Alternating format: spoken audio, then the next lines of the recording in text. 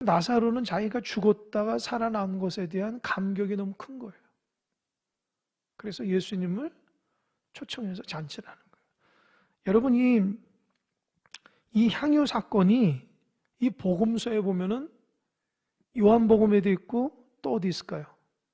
마태복음에도 있고 마가복음에도 있어요. 근데 세 복음서가 조금 느낌이 달라요. 왜 다르냐? 어떤 복음서에서는 베다니 나병 자 시몬의 집이라고 얘기하는 곳도 있고, 오늘 본문에서는 죽은 나사로가 살아나서 주님께 감사해서 했다고 고백합니다. 그러니까 두 가지예요, 두 가지. 그러니까 베다니가 고향은 똑같아요. 똑같다고. 근데 거기에 있는 사람 중에 나병 환자라고 하는 시몬이라는 사람이 하나님의 은혜 가운데 치유를 받아서 이 마태복음과 마가복음에서는 주님께 잔치를 한 거예요. 그때에 나사로하고 나사로 식구들이 같이 와서 함께 잔치에 참여함으로 주님 앞에 헌신을 드렸다는 기록이 마태복음과 마가복음이 있고요. 요한복음에서는 조금 틀려요. 같은 고향 베단이지만 나병 환자 시몬의 집이 아니라 나사로의 집이라고 얘기해요. 그래서 학자들이 나병 환자 시몬이 누구고 나병 환자 시몬과 나사로가 동일 인물인가? 아니라는 거예요. 그러니까 추측하기를 시몬의 집에서도 잔치 한번 하고 나사로 집에서도 한번 잔치했다는 거예요. 또 문둥이 나병 환자 시몬의 집에서 잔치를 할 때에 예수님께 향유를 부은 여인이 나오거든요. 오늘 본문 보니까 마리아라고 하지만 이 마태복음과 마가복음에서는 한 여인이라고 그래요. 무명의 여인. 그리고 그 여인이 예수님께 어디에 붓냐면 이 머리에 붓습니다. 근데 오늘 본문에는 발에 부어요. 그러니까 이 마리아가 저기도 했나 여기도 했나 이렇게 생각하는 학자들도 있고, 아니다, 여인이 다른 여인은 무명의 여인이고 또 마리아다 이렇게 얘기하는 사람도 있어요. 어찌됐건 간에 중요한 것은 자기가 죽었다가 예수님의 은혜로 살아난 것에 대한 감사하는 마음으로 잔치를 한다는 거예요. 그 잔치 가운데 하나님의 역사가 일어나는 거예요. 2절 한번 읽어볼까요? 2절 한번. 2절 다 같이 시작. 거기서 예수를 위하여 잔치할세 마르다는 일을 하고 나사로는 예수와 함께 앉은 자 중에 있더라. 여러분, 제가 2절을 읽을 때 제 마음속에 확 들어오는 게 뭐냐면은 나사로예요, 나사로. 마르다는 어디 있죠? 마르다는 잔치 때문에 부엌에서 열심히 음식 만들고 집중하고 있는데 나사로는 어디에 있어요? 예수님과 함께. 생각해 보세요. 제가 이 말씀을 이렇게 읽고 기도하면서 묵상하는데 어떤 마음이 드냐면은 나사로가 얼마나 감동이 있을까. 자기가 죽었다가 돌무에서 나와가지고 살아난 것에 대한 너무나 큰 감격이 있잖아요. 죽었다가 살아났기 때문에. 그러므로 주님의 그 은혜를 가지고 잔치를 하며 주님 옆에서 함께 딱 있을 때 주님 말씀 들을 때에 얼마나 감격스럽겠어요. 저는 기도하면서 어떤 마음이 드냐면은 나사로가 지금 은혜 받아서 예수님 곁에 옆에서 주의 말씀을 듣는 게 뭐냐? 그게 예배예요, 예배. 그게 예배라고. 나사로는 온전한 예배자예요. 왜일까요? 주님의 은혜를 가지고 와서 주의 말씀을 듣기 때문입니다. 생명 다해 듣는 거예요.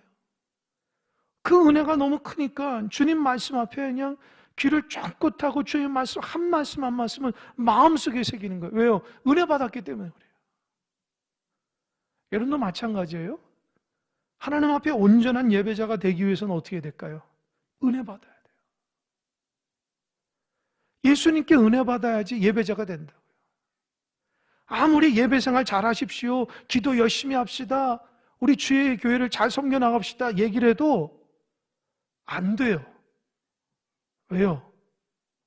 은혜를 못 받았기 때문에. 삶을 통해서 주님의 은혜를 받은 사람은 그런 게 다 소용이 없어요. 자기가 생명 다해 주님을 사랑하기 때문에 사모하는 마음으로 와서 예배하고 기도하며 주의 존전 앞에 나오는 거예요. 그런 사람들에게 은혜가 충만한 거예요. 그래서 여러분, 온전한 신앙인의 삶을 살기 위해서는 은혜 받아야 돼요. 은혜를 잊어버리면 안 돼요. 하나님 주신 은혜 다 까먹고 어느 순간부터 예배가 형식화가 되고 하나님 말씀이 귀에 들려오질 않아요. 내가 좋아하는 말씀만 이렇게 다 들으려고만 하고, 이제 그때부터는 어떻게 예배가 온전한 예배가 될 수 없어요. 진짜 주님의 은혜를 감동으로 받은 자에게는 그 시간이 얼마나 소중한 시간인지 몰라요. 정말 하나님의 은혜를 받고 사랑하는 사람이 드려지는 예배와 기도는요, 참으로 은혜가 됩니다. 여러분들이 온전한 은혜를 받고 예배드리는 예배자가 되시길 바랍니다. 하나님 기도해야 돼요. 하나님 나 은혜 달라. 모든 기도와 예배 가운데 교회를 섬김에 있어서 하나님 먼저 내가 은혜 받게 해달라. 내가 누구의 겉면으로 예배하거나 누구의 겉면으로 기도하는 게 아니라 진짜 주님의 그 사랑이 내 마음속에 막 일어나는 거예요. 나사로가 주님께서 옆에서 얘기할 때 어떤 마음의 자세야? 주님이 나 살렸어. 그 감격으로 주의 말씀을 듣는 거예요. 주님이 행하신 건 모든 것들을 자기 마음속에 새기는 거예요. 나사로가 얼마나 은혜 받았겠냐는 거예요. 정말 이 시간 나사로는요, 행복한 거예요. 주님을 초청해서 주님의 귀한 말씀을 듣고 주님과 함께 잔치할 수 있다는 것에 기쁨이 있는 거예요. 여러분도 그 하나님과 함께하고 주님과 함께하는 기쁨을 잊어버리지 않길 바랍니다. 할렐루야? 할렐루야? 조심하셔야 돼요. 하나님과 함께하고 주님과 함께하는 기쁨을 잃어버리면 안 돼요. 제가 늘 얘기했잖아요. 사탄마귀는 어때든지 여러분의 기쁨을 빼앗는 거예요. 하나님과 함께하는 기쁨을 빼앗아요. 그래서 하나님의 은혜로 살지를 못하게 만듭니다. 이 나사로가 주님 곁에서 주의 말씀을 듣는데 얼마나 감동이었어요. 그런데 3절을 보니까 나사로만큼 은혜 받은 사람이 있어요. 누군가? 마리아예요. 3절 마리아는 지극히 비싼 양이고 순전한 나드 한 근을 가져다가 예수의 발에 붓고 자기 머리털로 그의 발을 닦으니 향유 냄새가 집에 가득하더라. 상상해 보세요. 예수님께서 잔치집에 나사로 집에 와가지고 함께 잔치하다가 이렇게 말씀을 전할 때 모든 사람에게 다 집중하고 있겠죠. 근데 마리아가 어때요?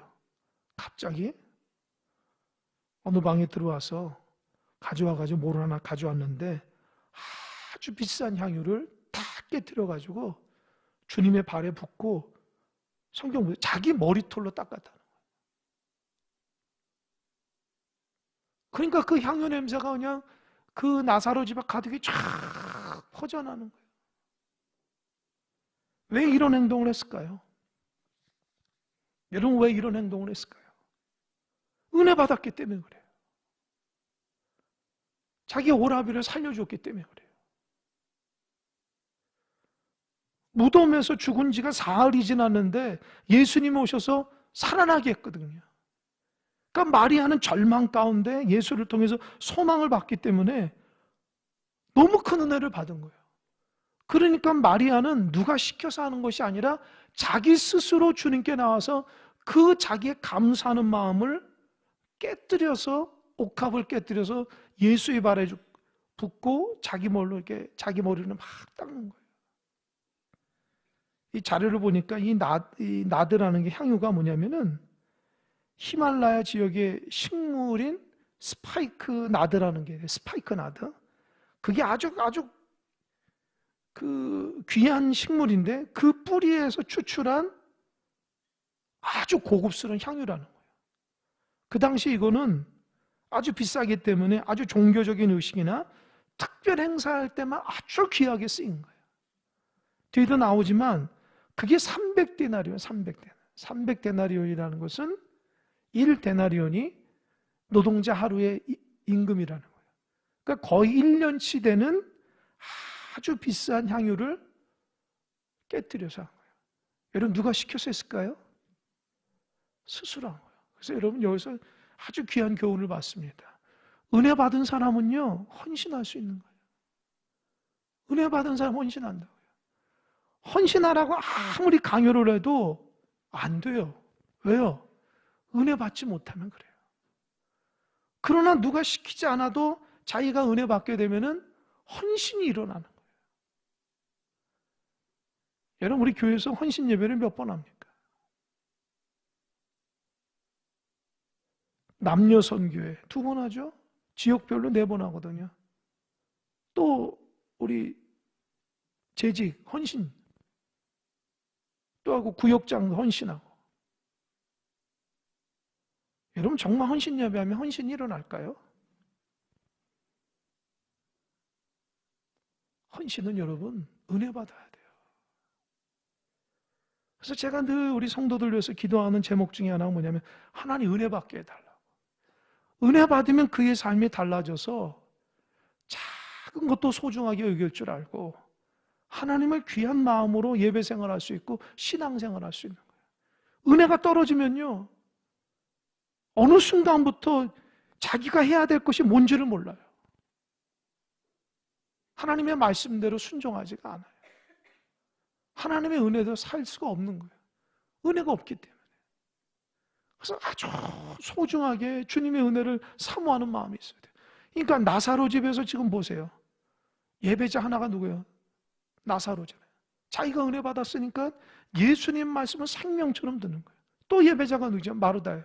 마리아죠. 마리아는 어때요? 주님께 너무 감사해서 스스로 향유를 깨뜨려서 주님께 헌신을, 그 사랑을 부어드리는 거예요.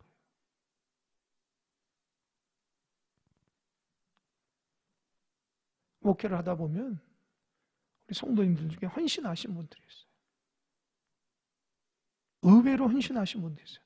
아, 저렇게 헌신하지 않은 분 같고, 아, 저렇게 뭐 하나님 앞에 시간적으로나 경제적으로 넉넉하지도 않고 또 분주하고 힘들게 살아가는데도 헌신하는 분들이 있어요. 그래서 목회자의 마음에 이제 감동을 주시는 분들이 있어요. 그분들은 누가 시켜서 하는 게 아니에요. 주님의 사랑이 너무 귀하고 복되니까 하나님의 그 사랑 가운데 하는 거예요. 제가 또 감사한 거는 뭘 하라고 해서 하는 게 아니라 자기 스스로 감동을 한 것이 더 귀한 거예요. 신앙생활은 그런 겁니다. 여러분 평생 신앙의 삶을 살아가는데 여러분 스스로 기쁨과 감사하는 마음으로 신앙생활 잘하는 은혜가 있길 바랍니다. 평생 그러는 거예요. 이렇게 힘들고 어려운 신앙의 삶을 산다거나 막 이렇게 억지로 막 한다는 그런 헌신이 아니지. 그게 아니라 진짜 감사하는 마음으로 일어나야 돼요. 가끔씩 제가 이렇게 다른 교회에서 설교해달라고 이렇게 부탁을 해서 가끔씩 설교하다 보면은 제가 우리 큰사랑교회만 있다가 또 다른 교회 가면 또 분위기가 다르잖아요. 그러니까 제가 뭘 보냐? 사람의 많고 적음을 보지 않아요. 그들이 하나님 앞에 예배하는 모습이 어떤가? 찬양을 어떻게 하나? 기도를 어떻게 하나? 또 하나님 앞에 예배는 어떻게 드리나? 또 봉사는 어떻게 하나? 그게 이제 눈에 들어오거든요. 어느 교회 가면은 너무 은혜가 되는 거예요. 왜요? 스스로 막 은혜를 사모하는 마음으로 예배하고 막 헌신으로 되는 거죠.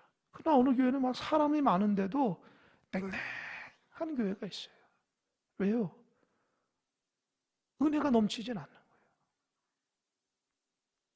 여러분이 큰사랑교회는 하나님의 은혜로 온전한 예배자가 되실 바랍니다. 그래야 돼요. 그게 신앙생활의 가장 큰 축복이에요.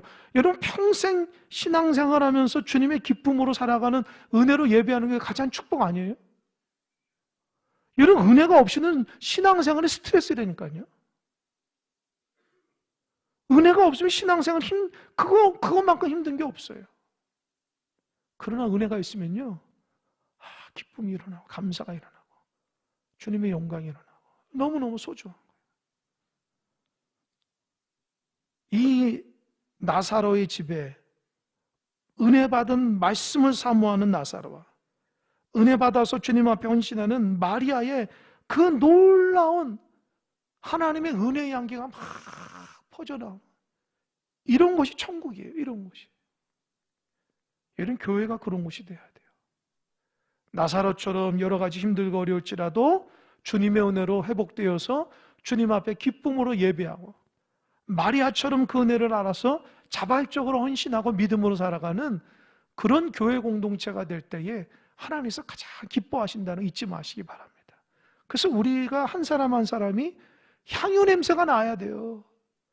주님의 헌신의 향유 냄새가 나야 돼요. 주님 앞에 드려지는.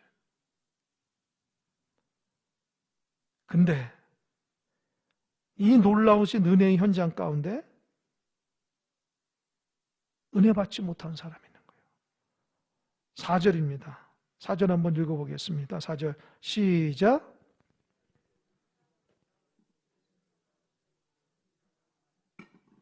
다시 한번 시작.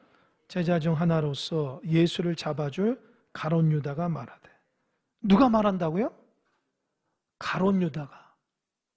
가룟 유다인데 가룟 유다는 뭐라고 그랬어요? 4절에서 예수를 잡아줄. 이 잡아줄이라는 말이 예수를 넘긴다는 거예요. 예수를 넘겨줄 가룟 유다. 근데 여러분 놀랍죠?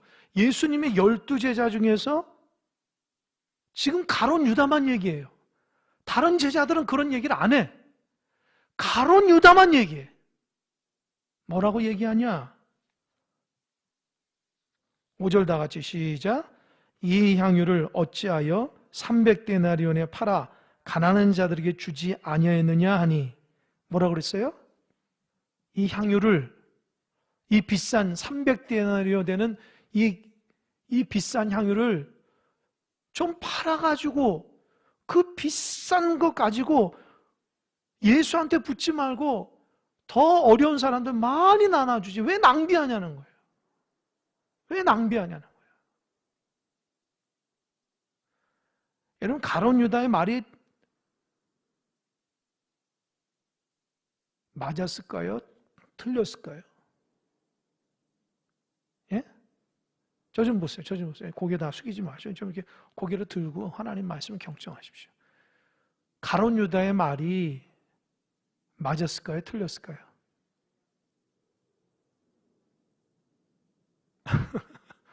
나는 틀린 것 같다.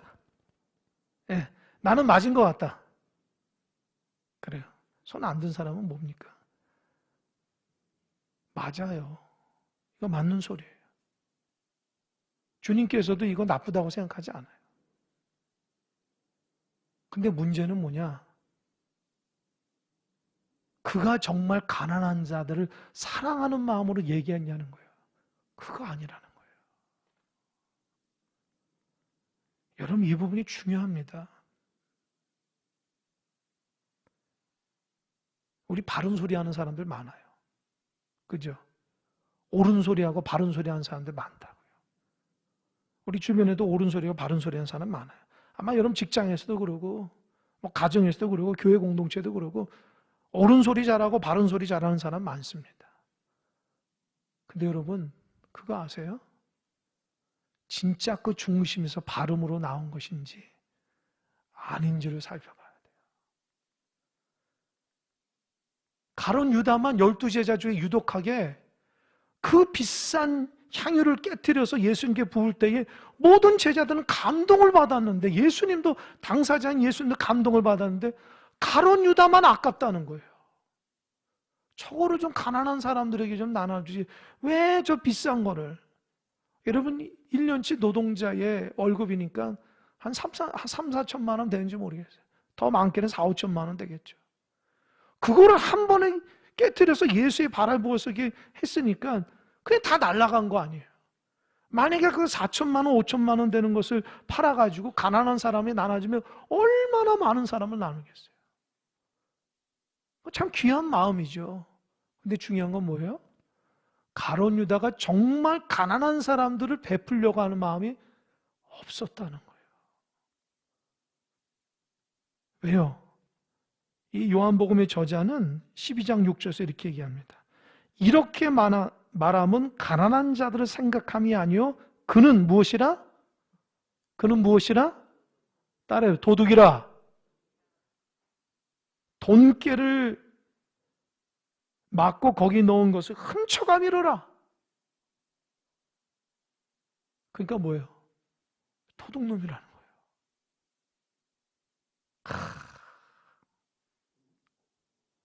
여러분 살면서 그런 사람들 봤어요?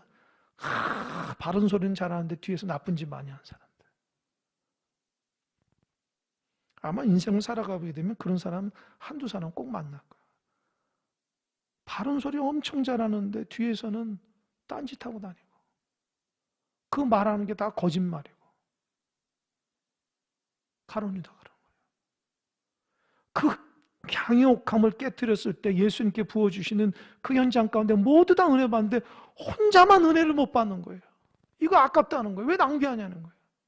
가난한 사람들. 근데 다른 사람들은 그럴 수도 있다. 주님은 정확히 하는 거예요. 이거 도둑놈이구나. 왜요? 만약에 마리아가요 그 향유옥합을 깨뜨리지 않고 주님께 이렇게 드렸다고 합시다. 그럼 그건 누가 가냐? 그 12제자 회개가 누구냐면 가룟 유다. 그 가룟 유다가 갖고 가 있어요. 그리고 누군가에 팔아야 돼요. 그리고 판 값을 가지고 그가 누구를 이렇게 나눠줘야 돼요.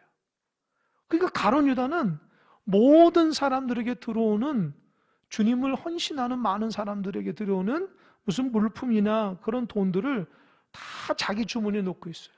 그래서 공적으로 쓰게 되는데 그게 시간이 지나면서 어떻게 되는지 아세요? 그게 자기 거가 되는 거예요. 여러분 예수님의 12제자 중에서 세리가 있습니다. 세리 누구죠? 새벽기도 때 말했는데 세리가 누구죠? 마태예요. 왜 예수님이 마태를 회개시키지 않고 왜 가룟 유다를 회개시켰을까요? 가룟 유다가 똑똑한 사람이에요. 12명 중에 다 11명은 저 북쪽에 총구석에 있는 사람인데요. 한 명만 가룟 유다가 남부 쪽에 교육도 잘 받고 환경이 좋은 데서 자라난 거예요. 기대가 된 아주 멋진 사람이에요. 우리는 가룟 유다고 하면은 되게 그 나쁜 사람이 생각하지만 그 예수님 팔았다는 거 말고 그냥 액면으로 보면은 최고의 학벌이고 최고의 잘 나가는 사람이에요. 똑똑한 사람이에요. 주님 그래서 가룟 유다에게 회개를 했는데 그 똑똑한 머리를 어떻게 해요? 죄를 짓기 시작하는 거예요. 사람들이 주님을 사랑하는 마음으로 먹을 것도 갖다 주고 헌금도 하잖아요. 근데 그거를 처음엔 그렇게 않다가 나중에 보니까 주님이 검사를 안 하셨는지 다른 제자들이 뭐 무관심했는지 자꾸 돈이 쌓이다 보니까는 자기 걸로 착각해가지고 자기 마음대로 쓰는 거예요. 그러니까 누가 주님 앞에 가져오면 다 그게 자기 거라 생각해요. 돈을 사랑한 거예요. 여러분 디모데전서 6장 10절에 보면은 돈을 사랑함이 일만하게 뿌리예요. 모든 악은 돈을 사랑하면서부터 나와요. 이런 돈 자체가 악이 아니고요. 돈을 사랑하면서. 여러분 잘 보세요. 우리가 하나님 앞에 죄 짓고 탐욕 부리면서 살아가는 그 핵심의 중심의 문제는 돈 때문에 그래요. 돈을 사랑하기 때문에 그래요. 돈을 사랑하니까 사람도 미워하게 되고 잘못을 저지르게 되고 돈을 지나치게 사랑하게 되니까 하나님보다도 돈을 더 사랑하게 되면 또 죄를 짓게 되는 거예요. 가룟 유다는 예수님과 함께는 3년 동안의 거룩한 공생의 현장에서 은혜를 많이 받았지만 여전히 그는 돈을 사랑함으로 탐욕으로 인해서 버림받았다는 거예요. 그래서 여러분 지나치게 돈이 많은 사람들은 조심해야 돼요. 그 돈 때문에 주님 앞에 그 돈이 많은 사람들은요 사랑하게 되면 하나님도 안 보고 사람도 안 보여요. 평생 돈 때문에 고통스럽게 되다가 죄 짓고 나가지고 하나님 앞에 멸망하는 거예요. 가룟 유다가 그런 거예요. 그러니까 하나님께서 은혜를 세웠는데 그 은혜를 자기의 욕심으로 채우다가 죄를 짓게 되는 거예요. 도둑놈이 된 거예요. 그래서 12제자 중에서 유독 그 가룟 유다가, 가장 장래가 촉망된 가룟 유다만 버림받았잖아요. 우리가 아는 것처럼 자살했어요. 11명은 모두 다 순교자의 반열에 섰는데 가룟 유다만 자살했다고요. 자기 죄 때문에. 여러분, 가룟 유다가 또 두 번째로 왜 도둑이 된지 아세요? 그가 예수를 바라보는 관점이 달라서 그래요. 그는 예수와 함께 있을 때에 예수가 병자를 고치고 어마어마한 기적을 베풀고 오병의 기적, 무리를 걷는 걸 보면서 예수가 지금 로마 정권에 고통받는 유대를 해결할 수 있는 유일한 메시아라고 생각했는데, 메시아가 뭐냐? 자기 생각 권력자라고 해서 정치적으로 그냥 한 번에 큰 슈퍼맨처럼 다 물리쳐주고 자기들 위한 존재의 메시아처럼 생각했는데, 주님은 그런 분 아니잖아요. 주님이 섬김을 받으려고 오셨어요? 섬기러 오셨습니까? 예? 섬기러 하고 죽으러 온 거예요. 근데 가룟 유다는 자기가 생각하는 메시아인 예수가 너무 초라했던 거야. 아니, 이렇게 나약한 메시아가 어디 있어? 왜 메시아가 십자가를 져? 그러니까 자기 생각하고 다르기 때문에 예수를 팔아버린 거예요. 여러분, 우리도 조심해야 돼요. 내가 생각하는 신앙과 하나님이 생각하는 신앙이 다르면 안 돼요. 내가 생각하는 신앙대로 살려면 큰일 납니다. 하나님 말씀대로 살아가는 신앙이 돼야 돼요. 할렐루야. 그러니까 열심히 신앙생활하면서 그냥 자기 유익만을 위해서 신앙생활하는 사람이 있습니까? 큰일 나요. 우리는 하나님의 말씀 앞에 순종하고 그 뜻 안에 살아가는 것이 신앙이지, 하나님마저도 내가 막 좌지우지 하려고 그러고 내가 원하는 대로 막 돼버리려고 하잖아요. 그게 무슨 신앙이에요? 나중에는 가룟 유다처럼 될 수밖에 없어요. 하나님도 안 보인다. 세 번째, 가룟 유다가 도둑놈이 된 이유가 뭔지 아세요? 사단의 유혹을 받았어요. 여러분, 사단이 가룟 유다 마음속에 어떻게 해요? 예수를 팔 생각을 집어넣은 거예요. 여러분, 잘 보십시오. 죄 짓는 사람은요, 죄 짓는 생각을 많이 해요. 잘 마음속에 새기십시오. 내가 무엇을 훔친 게 중요한 게 아니라 그 훔치기 전에 내 마음속에 어떻게 해요? 그거를 탐하는 마음이 문제예요. 내가 그걸 탐한다고요. 그리고 훔치는 거예요. 그러니까 그 마음이 하나님께서 다스리지 않고 내 욕심으로 살아가다 보니까 사단의 유혹을 더 많이 당하는 거예요. 그래서 여러분, 신앙생활하면서 자꾸 유혹받고 넘어지는 사람들 잘 보십시오. 여러분, 신앙이 없어서가 아니에요. 자꾸 내 마음대로 살고 싶으니까 그런 유혹을 많이 받는 거예요. 하나님 말씀 앞에 순종하는 자세로 살면요, 그런 거 없어요. 그런데 내 원하는 대로 살고 싶은 마음이 있으니까 내가 보기도 하고 듣기도 하고 느끼기도 하는 그런 방향성대로 신앙생활하게 되면 어떻게 해요? 내가 죄 짓는 도구가 되는 거예요. 사단은 그런 사람에게 역사하는 거예요. 여러분, 신실하게 신앙생활 잘하는 사람에게 사단은 역사하지 않아요. 어중간하게 신앙생활하면서도 세상에 묻혀 살면서도 내 욕심대로 욕망대로 살아가는 사람들이 쉽게 유혹을 많이 받습니다. 생각이 자꾸 하나님 쪽으로 오는 것이 아니라 사단이 좋아하는 쪽으로 자꾸 와요. 여러분, 신앙생활 할 때 유혹받고 정말 힘들 때가 언제? 여러분의 생각이 사단에 사로잡힐 때예요. 그러니까 여러분의 생각이 하나님의 은혜로 사로잡혀야 돼요. 할렐루야. 그러니까 여러분 생각이 다 생각난다고 다 여러분 생각이 아니에요. 절제할 건 절제하고 물리칠 건 물리쳐야 돼요. 할렐루야. 그냥 자유롭게 생각한다고 막 남을 미워하고 정죄하면 내 자유지 뭐, 내가 이런 것도 하고 저런 것도 하고 내가 자유지 뭐, 그렇게 살아가는 사람은요, 하나님의 사람이 아니에요. 하나님의 사람은 절제하는 거예요. 절제. 내가 하고 싶어도 하나님이 원하지 않으면 하지 않는 거예요. 반대로 내가 하고 싶지 않아도 하나님께서 하라 그러면 하는 거예요. 할렐루야. 그런 생각을 가지고 신앙생활을 해야 되는데 우리는 어느 순간부터 신앙이 자유라고 생각해가지고 내 마음대로야. 그냥 내 마음대로 내가 느끼고 생각하고 내가 좋은 게 신앙인 줄 알아요. 그러니까 하나님을 두려워할 줄도 모르고 하나님을 경외할 줄도 몰라요, 우리가. 그러다 보니까 어떻게 해요? 등잔 밑이 어둡다고 주님하고 3년 동안 함께했던 가룟 유다가 타락했다는 거예요. 어떻게 해석해야 돼요, 여러분? 주님 옆에서 3년 동안 주님이 일하는 거 다 봤다고요. 주님의 말씀도 그 옆에서 다 들었다고요. 귀한 은혜를 경험했음에도 불구하고 타락하잖아요. 아무리 주님께서 옆에 있어도요, 내 생각을 관리를 못하면은 타락할 수밖에 없어요. 그게 조심해야 돼요. 그래서 늘 제 자신도 행위가 중요한 게 아니라 내 생각과 마음이 중요해요. 모든 죄는 생각과 마음으로부터 오니까 나의 마음과 생각을 늘 단속해야 돼요. 점검해야 돼요. 어떻게 해요? 말씀과 기도로. 할렐루야. 따라해 보세요. 말씀과 기도로 나의 생각을 다스리자. 꼭 그러시기 바랍니다. 어떤 생각이 딱 들어오잖아요? 그럼 그것이 하나님이 원하는 거 아닌가를 분별해야 돼요. 사단이 좋아하는 것이 되면 안 돼요. 하나님께서 기뻐하시는 것이 돼야 돼요. 근데 자기 감정대로, 자기 마음대로 그게 막 들어오니까 막 그게 막 눈덩이처럼 커져서 나중에는 사람을 정죄하게 되고요. 죄 짓게 되고요.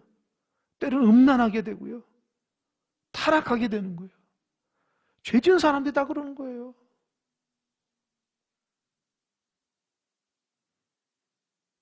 예전에 제가 전에 있던 교회에서 교도소에 예배 드리러 왔어요. 재소자들에게. 이 교회에서 그런 사역을 해서 제가 원래 담당자가 아닌데 담당하는 목사님이 어디 가셔서 제가 했거든요. 갔는데 제가 깜짝 놀랐습니다. 그 재소자들 보니까 진짜 평범한 사람들이에요. 제가 여기 와서도 저기 교도소에서 한번 저기 가서 예배했는데 진짜 평범해요. 우리 생각할 때는 막 온몸에 문신 있고 막 그럴 것 같고 얼굴이 막 범죄형처럼 생길 것 같아요. 아니에요. 다 이게 평범한 사람인데도 거기 있거든요. 제가 깜짝 놀랐어요. 겉으로 보고는 범죄자 같지가 않아요. 그 마음이, 그 생각이 어느 순간 사로잡히니까 그렇게 돼버리는 거예요. 이런 것은 우리 생각과 마음을 잘 다스리시기 바랍니다. 하나님 기뻐하는 자 돼야 돼요. 사단이 좋아하는 사람 되면 안 돼요. 끊을 건 끊고 절제한 건 절제하고 하나님이 해야 될 건 하고, 그래서 하나님의 은혜를 사용하지 가룟 유다처럼 3년 동안 예수를 따라가도 멸망당할 수 있다고요. 네 번째로는요, 가룟 유다가 왜 도둑놈이 된지 아세요? 주님의 말씀에 순종을 안 했어요. 주님이 계속해서 너희 중에 누구가 나를 팔 것이다, 나를 넘길 것이다고 힌트를 줬는데도 마음에 깨달음이 없어요. 자기 생각을 고치질 않아. 그 고집부통이 이 마음속에 자기 생각을 고치지 않아. 주님이 죄를 지적해도 돌이키질 않는 거예요. 그럼 멸망하는 거예요. 여러분, 말씀을 듣다거나 말씀을 읽을 때에 그게 마음속에 내 죄책감이 들고 죄를 지적할 때는 바로 고치는 은혜가 있길 바랍니다. 할렐루야. 그게 은혜예요. 그 고집을 부려가지고 죄에 대해서 막 회개할 줄 모르잖아요. 그 끝까지 가고 나면 멸망할 수밖에 없어요. 그 책망받던 가룟 유다가 도둑이 돼서 멸망하는 것은 이렇게 네 가지 차원이 있어요. 조심해야 됩니다. 그러니까 마리아의 그 헌신과 나사로의 그 잔치자리에서 자기 혼자만 세상적인 생각하는 거예요. 모두 다 마리아의 그 헌신에 기뻐하고 감사하는데 어떻게 그런 생각을 하지? 은혜 받는 곳에서 이거 낭비 아니냐? 왜 이렇게 낭비를 하냐? 가난한 사람 돈 나눠주지. 선한 생각이 아니에요. 그거 자기 거 만들고 싶은 마음에서 그래요. 그래서 여러분, 죄를 짓는 사람은요, 자기도 모르게 툭 내뱉는 거예요. 자기 속마음이 툭 내뱉는. 그래서 조심해야 돼. 마음을 단속해야 돼요. 그러니까 예수님이 가룟 유다의 말을 듣고 정리를 합니다. 7절 보세요. 예수께서 이르시되 그를 가만두어 나의 장래할 날을 위하여 그것을 간직하게 하라. 가난한 자들은 항상 너희와 함께 있거니와 나는 항상 있지 아니하리라 하시니라. 두 가지 얘기했죠. 첫 번째 뭐예요? 야, 그렇게 나무라지 말아라. 그 여인이 나한테 잘했다. 그 여인은 지금 나의 장래할 날을 준비하고 있다는 거예요. 여러분, 예수님이 십자가에 달려 돌아가시기 전에 예수님의 장례를 준비한 사람이 누구였어요? 이 마리아밖에 없다고요. 주님께서 그 마리아의 향유컵을 탁 깨뜨려서 주님 앞에 이 향유를 부어가지고 자기 머리털로 다리를 이렇게 막 씻는 것이 주님 입장에서는 자기가 십자가에서 죽음을 앞두고 장래에 대한 준비를 하는 것처럼 받아들이는 거예요. 여기서 또 중요한 교훈되는 게 뭐냐? 여러분 잘 보십시오. 여러분들 신앙생활에 하나님 감동을 줄 때 있어요. 그 선한 마음으로 감동을 줄 때 있어요. 그 감동을 줄 때 헌신하면요, 그게 하나님 입장에서 어마어마하게 크게 역사가 일어나요. 하나님이 어떤 마음으로 감동을 주고 누구를 섬기라거나 아니면 교회를 무슨 섬기라거나 봉사하거나 아니면 누군가에게 이렇게 선한 마음으로 뭘 하려고 할 때 하나님이 그런 감동을 줄 때 그대로 순종할 때는요, 하나님이 내가 하는 것보다 훨씬 더 귀한 것으로 받아준다고요. 마리아가 그랬어요. 오라비를 살렸다는 그 한 가지만으로 예수님께 너무 감사해서 향유컵을 깨뜨려서 헌신했는데 주님은 뭐예요? 너가 지금 나의 헌신, 나를 향한 헌신은 나의 장래를 준비한다는 거예요. 그래서 예수님이 십자가에 달리기 전에 유일하게 이 마리아만 예수님의 장래를 준비했어요. 그리고 오늘 복음서에 나오지 않지만 주님께서 복음이 전해지는 곳마다 이 여인의 아름다운 헌신도 다 전파된다고 그랬어요. 할렐루야? 얼마나 귀해요. 여러분이 작은 헌신이 하나님의 감동으로 작은 헌신이 하나님 앞에서는 아버지 영원토록 기억되는 복된 헌신이 될 수 있습니다. 그러니까 마음속에 좁은 마음을 가지고 살면 안 돼요. 주님의 감동 앞에 쓰임받아서 하나님께서 할 때에 하나님께서 하나님의 도구로 누구를 쓸까 보세요. 하나님은요, 사람을 통해서 역사하십니다. 그럼 하나님이 누구를 쓰겠어요? 누구 쓸까요? 마리아처럼 은혜를 사모하는 자에게 쓰십니다. 할렐루야? 하나님이 여러 번을 들었을 때 어떤 사람을 들었을까요? 은혜를 알고 감사하는 사람을 들어서 그를 하나님의 의의 도구로 쓰임받는다. 욕심꾸러기고 자기밖에 모르고 자기 생각대로 살아가는 사람에게는 하나님 쓸 수가 없어요. 그런 사람은 어떻게 해요? 사단이 좋아하는 사람이잖아요. 가룟 유다처럼 자기 욕심대로 살아가는 사람. 그러나 마리아는 예수의 은혜를 알고 하나님의 은혜를 아니까 그런 마음을 갖고 있으니까 내가 나의 결혼 지참금인데 하나밖에 없는 결혼 지참금인데 내가 그거를 주님 앞에 깨트려서 드리고 싶은 마음이야. 그 마음속에 그런 감동과 헌신이 일어나. 여러분이면 어떻게 생각하겠어요? 아깝다 생각하는 마음도 있겠죠. 그래서 막 갈등하기도 했겠죠. 그러나 결국에는 마리아는 그거를 깨뜨려서 주님께 드렸다고요. 헌신을. 그런데 그 헌신이 주님은 나의 장래를 위하는 아주 큰 헌신으로 받아들였다는 거예요. 하나님의 교회를 섬기는 일꾼들 잘 들으십시오.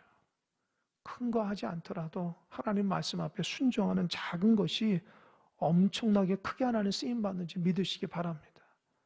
내가 뭐를 해가지고 뭐를 하겠다가 아닙니다. 지금 있는 곳에서 하나님 나에게 감동 주시는 곳에서 내가 그거 하는 거예요. 그 하나님 귀한 헌신을 받아주는 거예요. 내가 잘 되고 뭐 해서 내가 하는 거 아니에요. 내가 물질이 많아서 하나님 헌신하는 것도 아니라고요.